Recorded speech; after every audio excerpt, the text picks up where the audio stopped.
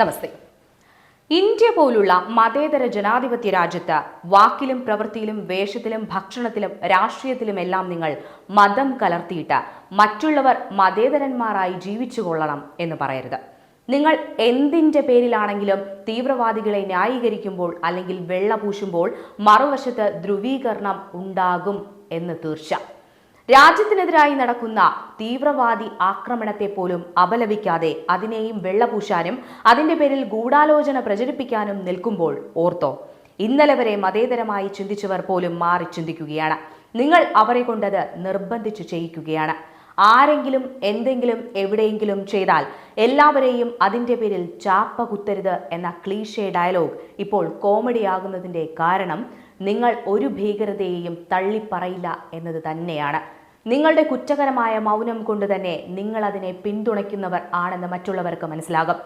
ഈ നാട്ടിൽ ഹിന്ദുക്കൾ ഭൂരിപക്ഷം അല്ലായിരുന്നു എങ്കിൽ ഇവിടെ മറ്റുള്ളവർക്ക് ജീവിക്കാൻ കഴിയില്ലായിരുന്നു എന്നത് യാഥാർത്ഥ്യമാണ്. ഹിന്ദു ജനസംഖ്യ 75% താഴെ പോയാൽ പോലും അത് രാജ്യത്തിന്റെ നിലനിൽപ്പിനെ തന്നെ ബാധിക്കും എന്ന ബോധം ഇപ്പോൾ എല്ലാവർക്കും ഒരുപോലെയുണ്ട്. ഭൂരിപക്ഷ ജനതയ്ക്കില്ലാത്ത ആനുകൂല്യങ്ങൾ പോലും കൈപ്പറ്റി ജനാധിപത്യത്തിന്റെ എല്ലാ സുഖങ്ങളും അനുഭവിച്ചുകൊണ്ട് തീവ്രവാദത്തെയും തീവ്രവാദികളെയും പിന്തുണയ്ക്കുന്നത് നിങ്ങളുടെ തന്നെ കുഴിതോണ്ടൽ ആയിരിക്കും.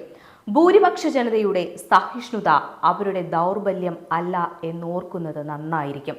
ഞങ്ങൾക്ക് വീട് പോലും ആരും വാടകയ്ക്ക് നൽകുന്നില്ല, ഞങ്ങളെ ഒറ്റപ്പെടുത്തുന്നു, ഞങ്ങളെ സംശയത്തോടെ നോക്കുന്നു എന്നൊക്കെയുള്ള ഇരവാദം ഇറക്കേണ്ടി വരുന്നത് സ്വന്തം കയ്യിലിരിപ്പ് കൊണ്ട് മാത്രമാണ് എന്ന് നിങ്ങൾ ഓർക്കണം. ഈ മതേതരത്വം എന്നത് ഹിന്ദുക്കൾക്ക് മാത്രം പറഞ്ഞിട്ടുള്ള കാര്യമല്ല. ഹിന്ദുക്കൾ മതേതരർ ആയതുകൊണ്ടാണ് നിങ്ങളുടെ എണ്ണം സ്വാതന്ത്ര്യം കിട്ടിയപ്പോൾ വെറും 2 കോടി ആയിരുന്നത് ഇന്ന് 21 കോടിയും കഴിഞ്ഞ് കുതിച്ചുകൊണ്ടേയിരിക്കുന്നത്. നിങ്ങൾ ഭൂരിപക്ഷമായ രാജ്യങ്ങളിൽ എവിടെയെങ്കിലും ന്യൂനപക്ഷ ജനതയുടെ എണ്ണത്തിൽ വർധനവ് ഉണ്ടായി കണ്ടിട്ടുണ്ടോ? അതുകൊണ്ട് ഹിന്ദുക്കളെ മതേതരത്വം പഠിപ്പിക്കാനായി വരണ്ട.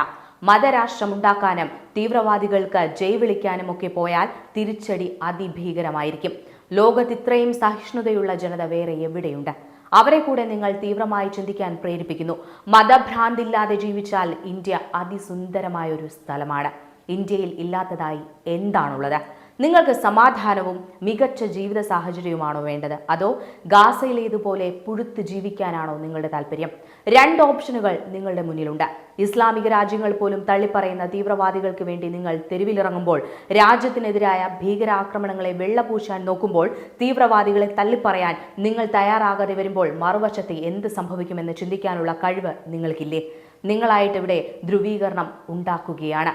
നിങ്ങൾ വിതയ്ക്കുന്നതേ കൊയ്യൂ എന്ന് കേട്ടിട്ടില്ലേ? നിങ്ങൾക്ക് തോന്നുന്നുണ്ടോ ഇന്ത്യ എന്ന രാജ്യത്തെ ജനാധിപത്യം അട്ടിമറിച്ച നിങ്ങൾക്ക് ഇന്ത്യയെ ഒരു മതരാഷ്ട്രമാക്കി മാറ്റാൻ കഴിയുമെന്ന്? അങ്ങനെ ചിന്തിക്കുന്നവർ ഉണ്ടെങ്കിൽ അവർക്ക് ഈ രാജ്യത്തെക്കുറിച്ച് ഒരു ചുക്കും അറിയില്ല.